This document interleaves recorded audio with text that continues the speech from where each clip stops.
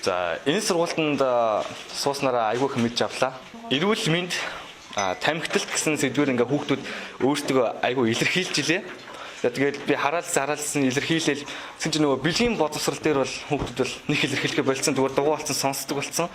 Тэгээд ерөөхдөө Facebook одоо сошиал орчин өгч байхад бэлгийн боловсрал гэж одоо гарч ирдэг. Тэгээд тэн дээр бол зөндөөл зүйлс гардаг. Эмэгтэй даавар маамар гээд ерөөхдөө тодорхойлтууд энд бол явж байсан. За энийг тэгээд цаашдаа сургуулийнхаа хүүхдүүдэд одоо тэр тухай Сэлэнг аймгийн одоо хүүхдүүдэд заан.